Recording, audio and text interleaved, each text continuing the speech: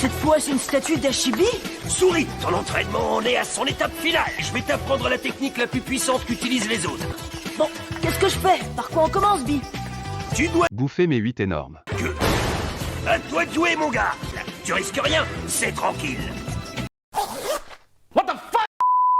Yo tout le monde, très content de vous retrouver aujourd'hui pour ce top des Jinchuriki les plus puissants dans Naruto. Après avoir enchaîné pas mal de grosses vidéos, je me suis dit que ce serait cool de revenir à un sujet un peu plus léger. Avant de commencer, il y a plusieurs trucs à clarifier. Déjà bien sûr, ce classement reflètera mon point de vue, et même si je vais me baser sur des éléments du manga, ces derniers sont comme toujours sujets à interprétation, donc pas besoin de péter les plombs en commentaire si votre Jinchuriki préféré n'est pas là où vous le vouliez. Au contraire, dites-moi plutôt votre classement afin qu'on puisse en débattre. Sinon, je précise aussi qu'on va faire ce top de façon décroissante, donc du plus puissant au moins puissant, vu que le top 2 ne sera une surprise pour personne et que c'est plutôt le reste du classement qui sera intéressant je pense. Dernière chose, je ne tiendrai compte que des Jinchuriki ciblés ou capturés par l'Akatsuki, soit ceux entre guillemets en activité dans Shippuden. Du coup, pas de Rin, Kushina ou encore Fukai par exemple. Et pareil, on ne parlera pas des Jinchuriki de Jubi, sinon ce serait juste un peu de la triche. Bref, maintenant qu'on a clarifié tout ça, commençons.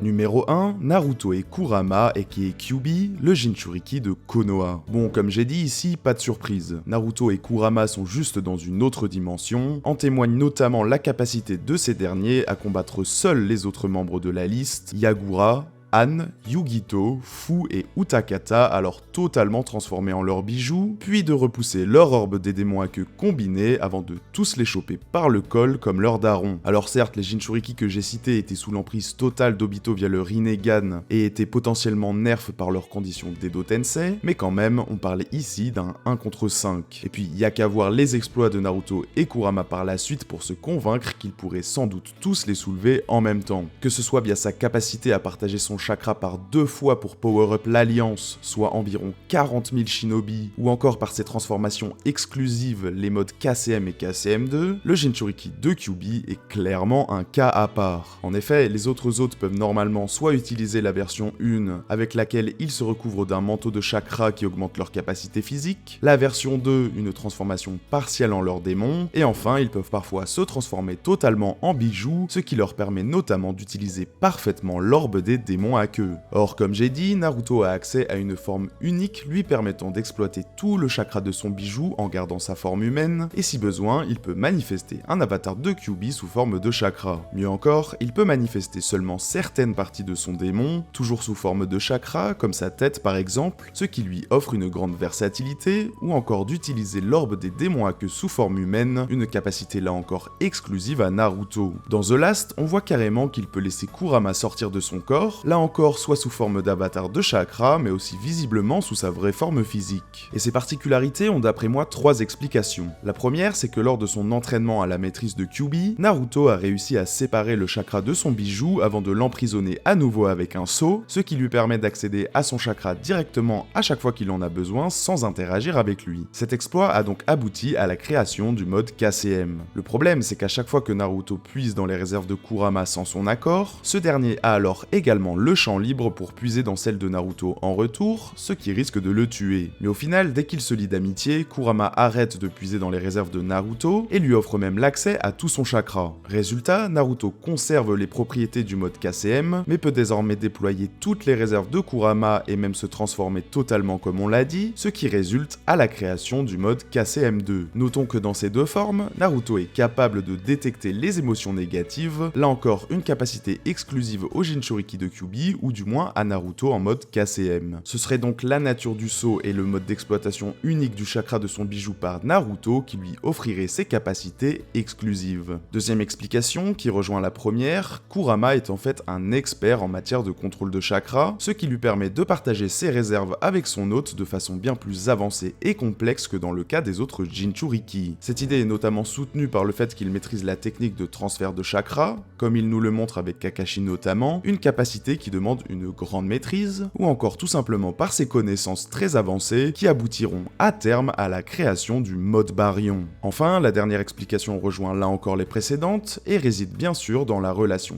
particulière entre Kurama et Naruto, mais ça, vous le saviez déjà. Et puis bien entendu, pas besoin de vous rappeler que pendant tout le manga, Naruto ne dispose que de la moitié du chakra de Kyuubi, sa partie yin étant scellée dans son défunt père Minato, lui-même enfermé dans l'estomac du Shinigami via l'emprisonnement des morts. Après ça, Naruto récupère la totalité de Kyuubi et devient encore plus puissant, bref, il est trop loin. De toute façon, je ne pense pas que j'ai besoin de développer plus que ça, j'en ai déjà suffisamment parlé sur la chaîne, et je pense qu'on sera tous d'accord pour cette place de numéro 1.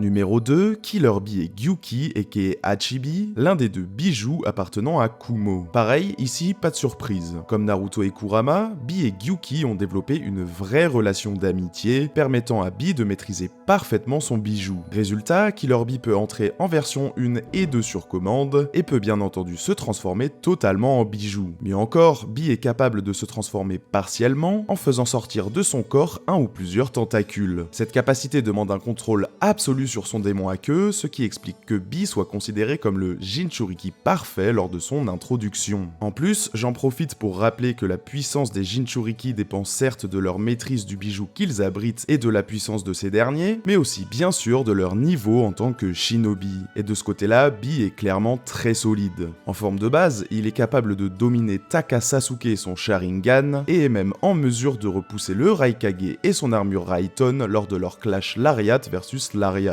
Donc je vous laisse imaginer un mec aussi puissant de base à qui on donne les versions 1, 2 et 3 de transformation en bijoux. Si contrairement à Naruto et Kurama, Bee et Gyuki ne disposent pas de transformation unique, ils ont eux aussi accès à des capacités exclusives. En effet, Bee peut produire de l'encre, ce dont il se sert par exemple pour aveugler Kisame, ou encore pour sceller ses adversaires via sa technique étreinte de la pieuvre, un fuinjutsu très puissant avec lequel Bee produit des clones d'encre qui recouvrent leur cible en 3 secondes, les pétrifiant sur le champ. De la même manière, lorsqu'il est totalement transformé en bijou, Bee peut utiliser la technique des 8 tourbillons du démon, une attaque vraiment dévastatrice avec laquelle il fait tourner ses queues rapidement pour créer une immense tornade capable de repousser les autres Jinchuriki, bien qu'en forme de base, et même de raser totalement la forêt dans laquelle il combattait, créant ainsi le champ de bataille dévasté où se dérouleront la suite des affrontements de la 4ème Grande Guerre Ninja. Donc ouais, clairement, Bee est très chaud. Notons que dans l'anime, lorsqu'il affronte Edo Itachi, Bee est sorti d'une attaque genjutsu de son adversaire par Gyuki, donc si on tient compte de ça, le statut de Jinchuriki parfait de Bee lui offrirait une résistance accrue au genjutsu, un autre atout de taille dans l'arsenal de ce dernier. On ajoute à ça sa maîtrise parfaite du Raiton, avec laquelle il peut rendre un simple crayon de papier aussi tranchant qu'une épée, et couplé à sa danse des 7 sabres, une technique de kenjutsu avec laquelle Bee manie à la perfection 7 lames Raiton à haute fréquence, qui permettent de canaliser le chakra Raiton, augmentant sa fréquence de vibration et donc sa puissance, Bee est vraiment redoutable. Notons par ailleurs qu'il maîtrise également les natures de chakra Katon, Suiton et Yang. Voilà donc clairement Bee est surpuissant et mérite sa 2ème place. Du coup, avec ces deux premiers du classement, non seulement il n'y a pas de surprise, mais en plus on aurait tendance à se dire que la puissance du bijou et par extension de son hôte dépend en grande partie du nombre de queues, mais vous verrez que ce n'est pas du tout une constante, et de toute façon c'est une idée plus ou moins débunkée dans le manga par Gyuki lui-même. Et même en admettant que ça fonctionne vraiment comme ça, on parle ici de la puissance des Jinchuriki et non de leurs bijoux. Or, on l'a dit plus tôt, la puissance de l'hôte passe d'abord par sa maîtrise sur son démon à queue et sa valeur en tant que shinobi. Un Jinchuriki parfait sera en principe plus puissant qu'un autre Jinchuriki qui maîtrise peu ou mal son démon. D'ailleurs, transition toute trouvée pour le numéro 3 de notre top.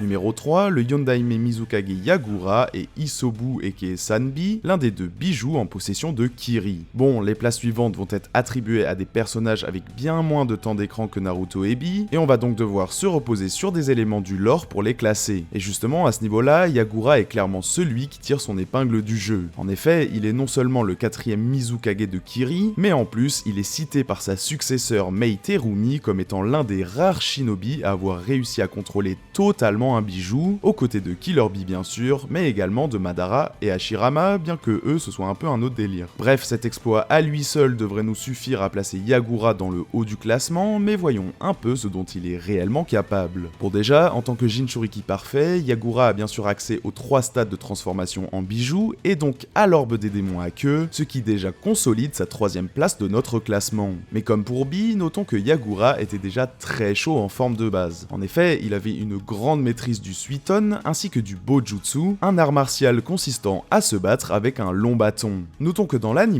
on le voit également utiliser du Futon. Son jutsu le plus impressionnant en forme de base reste pour moi sa technique Suiton Miroir d'eau, avec laquelle il est capable de créer un miroir d'eau, comme son nom l'indique, qui reflète l'adversaire à l'identique et reproduit ses mouvements et attaques à puissance équivalente, ce qui permet de virtuellement tout repousser. Et je sais pas si vous vous rendez compte, mais c'est vraiment super cheaté en fait. On parle pas assez de ce jutsu, mais en vrai c'est vraiment du solide, et il peut théoriquement hard counter certains shinobi, notamment ceux combattant principalement au corps à corps. D'ailleurs, notons que Yagura parvient à sortir sa technique suffisamment rapidement pour réagir à Bee et Naruto en mode KCM, ce qui est super impressionnant. Alors certes, ici on parle du Yagura Edo Tensei utilisé comme un des corps de pain d'Obito, ce qui lui offre l'accès à un Sharingan, donc difficile de dire si ce temps de réaction est dû à ses pupilles boostées par Obito ou si le mérite revient entièrement à Yagura, mais dans tous les cas, je trouvais ça intéressant à noter. Comme Bee, Gyuki et tous les autres d'ailleurs, Yagura et Isobu disposent d'une capacité unique, le point corail. Lorsque transformé en version 2 ou en bijou, Yagura peut recouvrir son adversaire d'un corail aussi dur que la roche et qui absorbe le chakra, gênant ainsi les mouvements de son adversaire. C'est une capacité sympa, mais on voit Guy briser le corail facilement un peu plus tard, donc niveau capacité exclusive des bijoux, c'est pas ce qu'il se fait de mieux. Cependant, on l'a dit, Yagura étant l'un des seuls Jinchuriki parfaits de ce top, j'insiste sur le fait qu'il peut entrer en mode bijou sur commande. Car dans le combat entre Naruto, Bee et les autres Jinchuriki, on pourrait croire qu'ils sont tous des Jinchuriki parfaits vu qu'ils se transforment tous en version 2 ou en full bijou, mais cette capacité est en réalité à mettre à l'actif d'Obito. En effet, on voit bien que c'est ce dernier qui décide de transformer ou non ses Jinchuriki, et puis on l'a dit juste avant, mais la déclaration de Mei sur la rareté des shinobi qui contrôlent parfaitement leurs bijoux n'aurait plus de sens si finalement tous les autres étaient des Jinchuriki parfaits. Et comme ici on essaye de classer les Jinchuriki de leur vivant et non leur version Edo Tensei contrôlée par Obito, placer Yagura ici me paraissait cohérent.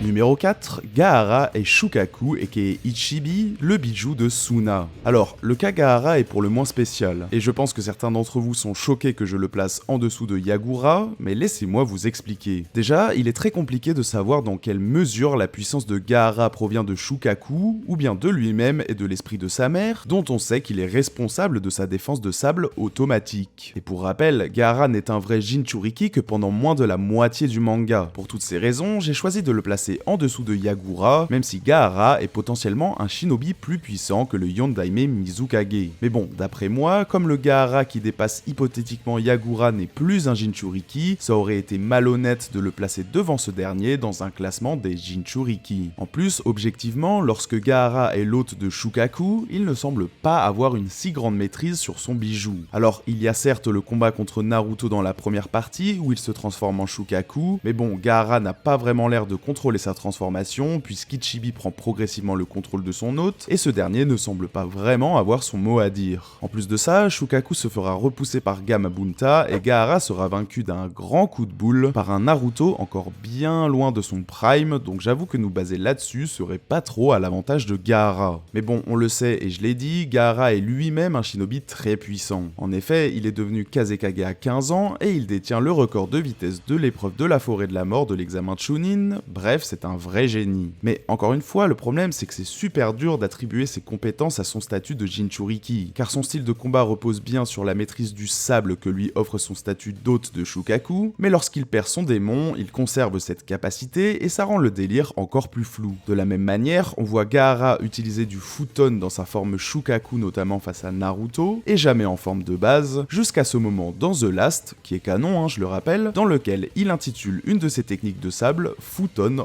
rempart de sable aérien. Idem, on sait que Shukaku dispose d'un Kekkei-genkai, le Jiton, soit la nature du magnétisme, mais bizarrement, contrairement aux autres Jinchuriki, Gaara ne semble pas partager cette capacité unique avec son démon à queue. Enfin, cela dit, on apprend dans le roman Gaara Iden, dont l'histoire se déroule un peu après les événements du film Naruto The Last, qu'il maîtrise désormais le Jiton pour booster son sable, mais on nous y explique qu'il a en fait hérité de cette capacité de son père Rasa, là où on aurait pu penser que c'était un héritage de son ancien statut de Jinchuriki, tout comme sa maîtrise du sable par exemple. Bref, c'est encore moins clair, mais de toute façon, on garde toutes ces explications pour ma future vidéo sur Gaara, promis, elle arrivera. D'ailleurs, abonnez-vous si c'est pas déjà fait, comme ça vous ne la raterez pas. Mais bon, dans tous les cas, Gaara est vraiment très puissant en lui-même, en témoigne notamment sa performance face à Deidara, contre qui il a sorti un gros combat malgré le fait qu'il devait protéger le village de Suna. On pourrait aussi évoquer son intervention dans l'affrontement entre le Raikage et Sasuke, qui sont pourtant des monstres de vitesse. Idem quant à sa performance contre son père Rasa et son Jiton, qu'il parviendra à dominer malgré la supériorité de son sable d'or sur le sable classique de Gaara. Il parviendra par la suite à tenir tête à Madara et Dotensei avec les autres Kage, du moins dans une certaine mesure, et lorsque le doyen des Uchiwa sera ressuscité par le Rin Tensei, Gaara parviendra carrément à le blesser avec l'aide de Shukaku justement, donc clairement il est vraiment très chaud et mérite sa place dans ce haut de classement. Et encore une fois, si on pouvait statuer plus clairement sur la partie de ses pouvoirs qui proviennent de Shukaku ou de son ex-statut de Jinchuriki, je l'aurais mis à la 3ème place, mais bon, vous avez compris ma démarche et je vais pas me répéter, on enchaîne donc avec notre numéro 5.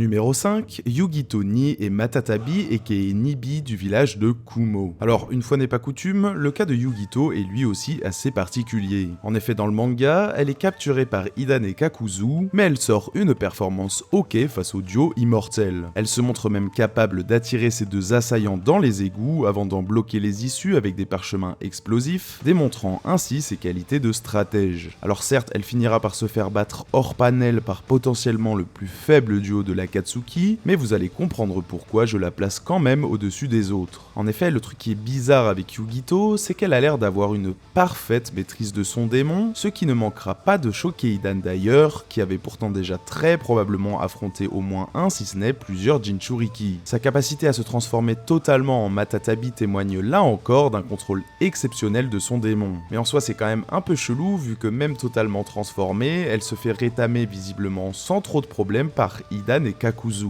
Alors c'est pas forcément une contre-performance, les membres de la Katsuki ont justement été sélectionnés pour leur capacité à affronter des Jinchuriki et leurs bijoux, mais peut-être que la classer plus bas aurait été plus pertinent, d'autant que les autres membres de cette liste sont tous des puissants shinobi, et on pourrait défendre que le seul avantage de Yugito sur ces derniers est qu'elle a plus d'apparitions dans le manga. Mais bon, perso, j'ai décidé de faire ce pari. Et puis, pour la défense de Yugito, il est dit dans les databooks qu'elle a réussi à bien contrôler son bijou grâce à ses nombreux entraînements, potentiellement avec Killer Bee d'ailleurs, ce qui expliquerait pourquoi elle peut exploiter toute la puissance de son démon, ce qui solidifierait encore sa 5ème place. Alors pourquoi sa maîtrise totale de la puissance de Matatabi ne suffit pas à la qualifier de Jinchuriki parfaite? Mystère, mais ce qu'on a vu de Yugito et le lore qui l'entoure tendent à prouver qu'elle était une excellente Jinchuriki, dans la lignée des autres hôtes de Kumo qui sont souvent très puissants. Niveau capacité maintenant, Yugito pouvait faire pousser des griffes sur ses mains et ses pieds afin d'améliorer son taijutsu. On la verra carrément échanger des coups avec Naruto mode KCM lors du Battle Royale des Jinchuriki, ce qui est quand même impressionnant, même si là encore, Gyuki explique que les Sharingan des Jinchuriki sous leur forme Edo Tensei augmentent leur capacité, mais là aussi ça reste intéressant à noter. Le ninjutsu de Yugito repose quasi exclusivement sur son Katon unique lié au pouvoir de Matatabi, qui se manifeste par un feu bleu. Avec sa technique sphère de pelage, Yugito pouvait cracher une boule de poils enflammée qui se séparait en petites aiguilles enflammées lorsqu'elle frappait leur cible, et qui pouvaient poursuivre l'adversaire comme des têtes chercheuses. Lorsque totalement transformé en Matatabi, Yugito pouvait créer une immense boule de feu capable de raser un bâtiment entier. Donc franchement, Yugito semble vraiment mériter cette 5ème place, et le respect de Bee envers elle soutient l'idée que Yugito Ni était une grande kunoichi.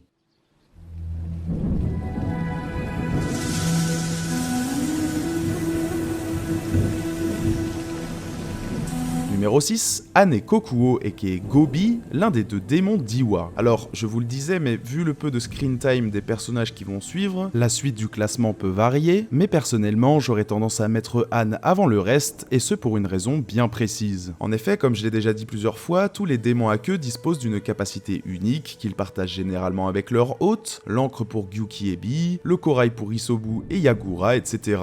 Et justement, parmi les 9 bijoux, 3 disposent de Kekkei Genkai de type élémentaire. On a déjà évoqué Shukaku et son Jiton, mais on a donc également Kokuo et son Futon, la libération de l'ébullition qui mélange l'eau et le feu, ainsi que Son Goku et son Yoton, la libération de la lave qui mélange la terre et le feu, et sur lequel on revient dans un instant. Et si, comme pour les autres, impossible de savoir dans quelle mesure Anne maîtrisait les transformations en bijoux, ce qu'on sait de source sûre, c'est qu'il était un excellent utilisateur du Futon. En effet, Anne pouvait augmenter la chaleur de son chakra jusqu'à atteindre le point d'ébullition.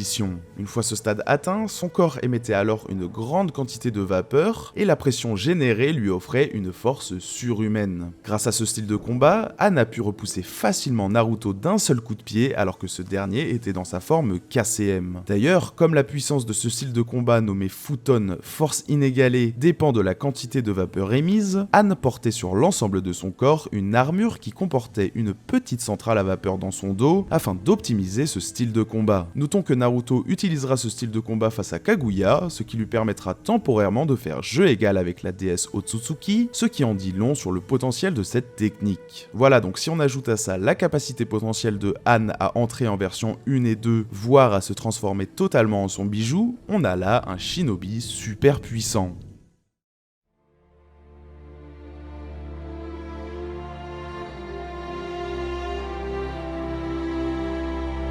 Numéro 7, Roshi et Son Goku aka Yonbi, l'autre démon en possession d'Iwa. Alors ici pareil, certains d'entre vous doivent être surpris de le voir classé plus bas que Anne et certains autres, vu qu'il a également un Kekkei Genkai élémentaire, celui de la lave. Mais en réalité, lors du combat entre les Jinchuriki pendant la 4ème grande guerre ninja, Naruto attrape littéralement Roshi alors recouvert de son armure de lave, et s'apprête à le frapper avec un Rasengan avant d'être interrompu par Anne justement. Et je veux dire, quand Naruto entre en contact avec la lave de Roshi, il dit juste que c'est un peu chaud et s'en sort sans la moindre égratignure. Pareil, dans l'anime, Roshi est capturé par Kisame qui contre toutes ses attaques Yoton avec son Suiton et le bat ensuite sans trop de problèmes. Alors certes, Kisame c'est un monstre et perdre face à lui ne devrait pas être une contre-performance, mais non seulement Roshi se fait battre off-screen, mais en plus, si on peut contrer un Kekkei Genkai avec une simple nature élémentaire, ça rend le truc directement moins stylé. Comparé au potentiel du Futon de Anne, franchement, les techniques de Roshi sont d'après moi bien moins impressionnantes. Après, attention, Roshi reste un shinobi bien plus puissant que la moyenne, étant notamment capable d'utiliser le mode chakra Yoton, une technique qui consiste à se recouvrir d'une armure de lave pour renforcer ses attaques physiques. Et comme pour les autres, Roshi était potentiellement capable d'entrer en version 1 et 2 sur commande, voire de se transformer en son bijou, même si le fait qu'il ne le fasse pas face à Kisame peut nous laisser penser qu'il en est incapable, ce qui encore une fois ferait sens, parce que sinon ça voudrait dire que quasi tous les Jinchuriki peuvent se transformer totalement en bijou, ce qui ferait un peu perdre son sens à l'appellation Jinchuriki parfait. D'autant qu'il nous est dit que Roshi a été le Jinchuriki de Yonbi pendant près de 40 ans, et que durant toutes ces années, il n'a jamais ne serait-ce qu'appris le véritable nom de son bijou, ce qui implique qu'ils n'ont jamais vraiment noué de relation. Bref, pour toutes les raisons que j'ai évoquées, je mets Roshi à la 7ème place, mais si bien sûr vous considérez qu'il mérite d'être plus haut, dites-le moi en commentaire, et je serai content d'en parler avec vous.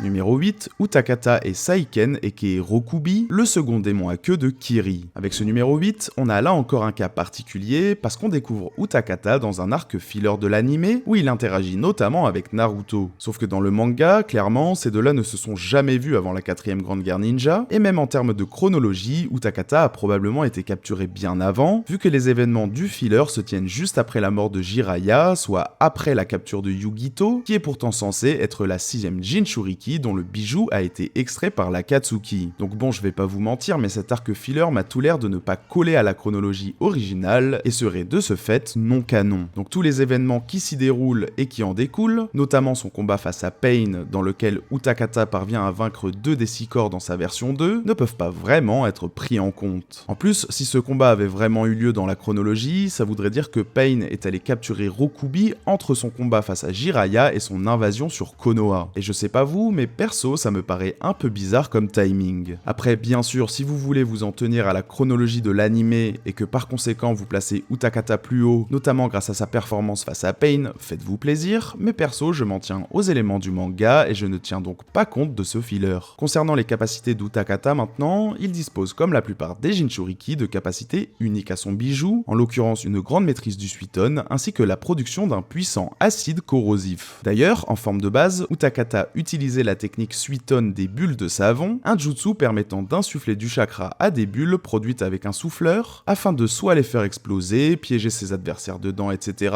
Bref, un jutsu très polyvalent. Utakata pouvait même ajouter l'acide de son démon à queue à ses bulles, rendant la technique encore plus mortelle. Comme pour les autres, on ajoute à ça la capacité potentielle d'Utakata d'utiliser les versions 1 et 2, et on a là encore un shinobi très puissant.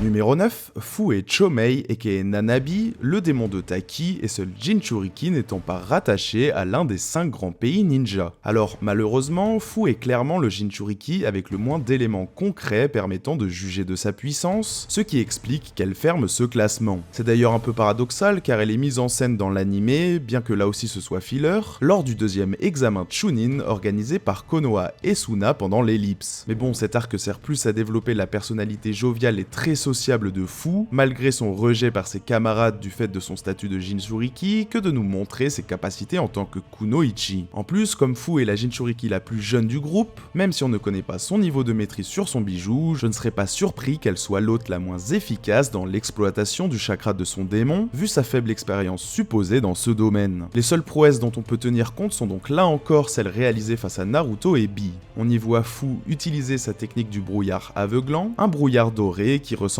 fortement à une variante du camouflage dans la brume. On la voit également affronter Bi au corps à corps, mais là encore, le Sharingan qu'elle possède en Edo Tensei n'est sans doute pas étranger à sa capacité à réagir à un shinobi du calibre de Bi en combat rapproché. Du coup, malheureusement, on en sait trop peu sur le vrai niveau de Fu, qui aurait sans doute pu devenir plus puissante si elle avait maîtrisé son démon, qui avait en plus pour particularité de ne pas avoir des queues mais bien des ailes, lui permettant de voler, une compétence suffisamment rare dans le monde shinobi pour être soulignée. Voilà les potos, on a fait le tour de ce classement par puissance des Jinchuriki, j'espère qu'il vous a plu. Donnez-moi votre top personnel en commentaire, je suis super curieux d'avoir vos points de vue là-dessus. J'espère que ce format top vous a plu, je vous avoue que moi perso je trouve ça super fun à faire, et je serais très chaud de vous en faire d'autres par la suite. En tout cas, si vous avez kiffé, n'hésitez pas à liker la vidéo, à la partager et à vous abonner à la chaîne, vous le savez, ça me soutient de fou. On est maintenant plus de 4500 sur la chaîne, donc vraiment merci à tous, ça me régale et ça m'encourage toujours à vous proposer du contenu de meilleure qualité. Aussi, pensez à me suivre sur Twitter, c'est là-bas que j'annonce les futures vidéos. Le lien est en description. Sur ce les potes, il me reste plus qu'à vous souhaiter une super journée ou soirée, et à vous dire à plus sur Contre-Culture. Peace.